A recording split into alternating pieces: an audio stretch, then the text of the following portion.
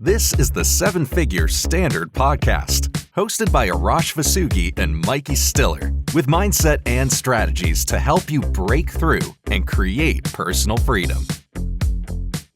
Hello, everyone, and welcome back to the Seven Figure Standard Podcast. I'm Mikey Stiller, joined by my co-host, Arash Vossoughi, and we're so thrilled to be back with you for another episode. Today, we're going to introduce you to the difference between winning and losing. If you want to be more effective and more productive, then you're in the right place, and the next 20-25 minutes are for you. So, Arash, what is that difference? The difference is in your 5 great hours of working. Now, we want to have great work habits. But most people are spending most of their day completely distracted. Now, I want you to think about everybody listening to this. Yesterday, did you have 5 great hours that you were absolutely on fire? You were not distracted. You were actively attacking your highest goal-achieving activities with being in the spirit of it, where you're trusting your instinct. Now, that'll tell you, it takes 5 great hours to create an absolute life of excellence every day. It's not what you do once in a while that is going to create a great life. It's what you do consistently. And these 5 great hours, we want to have them on fire, where during these hours, you have your phone on Do Not Disturb, where you are attacking your most important, not your urgent activities in these hours. These are the highest income producing activities for your business in these 5 great hours. And this is where the 30, 60, 90-minute sprints come in. And it's not 5 straight hours. You may do a sprint for 60 minutes, but your intent is so strong. Before you get into one of these hours, you have a purpose. Like the outcome is already done before you start, but these are on your most important ideas. You know, this is going to be counterintuitive to what a lot of people believe, because there is this widespread belief that you have to work harder, you have to work longer. People will have a badge of honor. I work 60 hours a week. I work 70 hours a week. And certainly I know that there's a very widespread belief that you have to work at least 8 hours a day to be productive. But what you're saying is not that you can work 5 hours a day, average, mediocre, normal 5 hours, just clock in, clock out. You're saying uninterrupted, undistracted, completely focused. Yeah, these are the difference. See, a lot of people are working on quantity instead of quality. The 5 great hours is about quality work. But this is where you're not distracted. I believe I've referenced this book on our podcast before, From Good to Great. The author is Collins. And he said there's been a study done that the average person wastes 13 weeks a year in distracted time. That's over a quarter. So think about this. How can anyone achieve a significant goal if you've just wasted a quarter? But when you go into 5 great hours of quality, you're going to change the game. I don't even care what you do the rest of the day. If you can give 5 great hours, you want to play golf, go play golf. I always tell our clients, I don't really care what you do in distracted time, as long as you give me the 5 great hours. Now, a lot of people, they're listening to podcasts, they're listening to our podcasts, they're reading books, they're going to events, but they're not implementing. And it's not just about the study. I've never created a significant results just by studying. We have to create our 5 great hours into a disciplined activity. But before you go into the 5 great hours, you have to understand there's got to be a strong intent what you're going to accomplish in that hour, or in that 30 minutes, or in that 45-minute sprint. You want to make this part of your philosophy that the outcome is already done before I start. When the outcome's already done, you're not attached to anything. And when you're not attached, you're being driven by your instinct, and your instinct is much stronger than your analytical thinking. We want to get rid of logic. We really want to throw logic into the ocean. We want to start being illogical and make the ordinary activity extraordinary. We want to make our morning routine better and better every day. And remember, your morning routine is not part of your 5 great hours. Your 5 great hours are just on goal achieving activities. Your 5 great hours is on the doing, but doing freely, doing detached. It's already done. I'm glad you made that differentiator there, because I think it's really important. A lot of times, someone who's new to this information or new to the processes that you introduce will think that, oh, I'm doing my auto suggestion, I'm doing my goal achieving activity, I'm doing my visualization, I'm doing my goal achieving activity, I'm studying. Those are not part of the 5 great hours. And you can do probably more quantity and quality in one laser focused hour, like you were talking about, that's undistracted, than you can an entire day, an entire 8 hours of distracted work. Would you agree with that?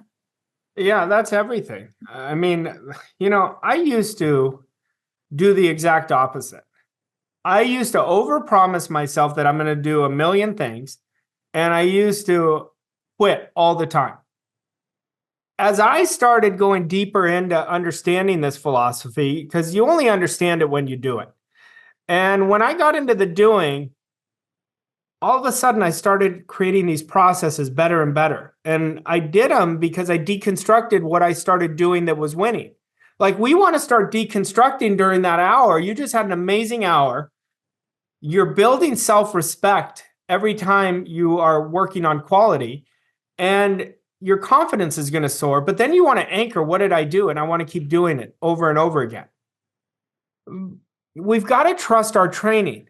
When you trust your training, you're going to be such an outlier in the marketplace. You're not going to worry about if it's going to work or not. You're just going to keep planting that training. You're going to activate that training in your action steps. The training is in your processes, in your morning routine, and rewiring your subconscious mind as the person you want to be. But we have to trust the training. Most people will do the study, then they don't trust the training. They go back into worry, doubt, and fear because they're chasing results instead of understanding that everything works by exact law. If you do good, you're going to do more good. I'll tell you this story. I shared this. I did an event in Dallas, and I shared this story. I have a really good friend of mine, and he had created a lot of success. And he was really stuck. And we went out for coffee. He came to Scottsdale, where I live. We went out to coffee. He said, I don't think you're aware of this, but this had such a huge difference for me. I was really stuck. And you said one thing. And he said, I was getting off this freeway, and I remember it like it was yesterday. You told me it was impossible not to win with all the good that I was putting out. And he said, at that moment, I let everything go. And from then on, I've been on fire. Well, you have to win if you're doing the right things. But a lot of people are doing the right things and they don't see the result, they stop. And they're letting the result control them. So in those working hours, they're constantly distracted. They're constantly having an anchor on their back. We've got to let go freely. And when you let go freely, that's what I mean being on fire. Like, you're so intentful with what you're doing. Your purpose is so strong in what you're doing, instead of dragging not just you, it may be your team, and you're a control freak with what everybody else is doing, but you've got to let go. When we let go, it's so counterintuitive. Letting go, we've been trained at a young age that we have to control the world. I have to take all this action. I'm not saying you don't. I don't think there's ever enough action that I can take. I always think there's more that I can do. But when you're letting go and practicing being at your best for 5 hours, you're going to see so many quantum leaps in your results in a very short period of time. Mike, I think you're muted. Dang it. I want to ask you a question, because I think this comes up a lot, where we have clients who want to lean more towards their daily processes and not towards their goal achieving activities. And I would assume that the reason why is because you've laid out an amazing morning routine. If you want our morning routine, you can go to our website. It's Millionaire Mornings. It's amazing, but you've laid it out. They know exactly what to do. You have laid out so amazing every 3 hours, you do your auto suggestion. They know exactly how to do it. But when it comes to the goal achieving activities, it's different per person based on what their goal is. And so if they don't know how to get to their goal, they're thinking, I don't know all the steps, so I don't know what to do. Instead of just saying, you know what, I'm going to take one step. I'm going to do one thing. What would your advice be? And do you agree with that assumption I'm making? Yeah, well, we first got to understand why the processes are so important. I don't just give processes just to waste your time. The morning routine is really setting up how you're going to act in your day. And how you start your day is how you own your day. And your morning routine is what's building your self-esteem. So that's the purpose of the morning routine. The every 3 hours of auto-suggesting your goal is building the belief and rewiring yourself on a deep subconscious level that you're that person. Now, the reason people get stuck in the goal-achieving activities is they'd rather choose comfort over who they want to be. And what we have to do is we have to be willing to fail in order to win. And so they get stuck in the how. The how is the worst question we can ask. We want to ask the who and the what question, not how am I going to do it? Who do I have to become? Who can I leverage to learn from and observe that have already achieved what I have? And the what can I do right now? What is the most important activity that I can act on right now that'll create the result? Now, for some people, in those 5 great hours, it may be 3 main activities that they keep repeating in sprints over and over again. It could be prospecting calls. It could be getting out and speaking in front of people. It could be doing a sales presentation different than they've ever done it. It could be asking for referrals. They can be asking the same things in a different way. But when we start behaving out of our comfort zone, we're creating a new identity every time we do it. Here's what the biggest pitfall is. I don't know what to do. That is the biggest crutch, and that's coming from the weakest version. Let's assume you don't know what to do. Ask this question. What is the most important thing that I could do to really feel good at the end of the day of myself, of what I put out? Now, every day may not be a win. I'm not saying every day is going to be a win, but you can look in the mirror and say, I put it all out today. And what you're doing is you're putting your standard in the world, because your standard is always telling the world who I really am. So if I give half my best, I'm training myself to always be half my best. And I'm telling the universe, this is all I am. We never want to do that. And this isn't pressure. This is a standard. Standard always wins. And so when you get in the habit of really being on fire, I want you to use these words. Like, I want you to be on fire. I want you to be your best in these 5 great hours. Whatever you do the rest of the time, go do it. I don't care if you're distracted. I just need you to be focused for 5 hours a day.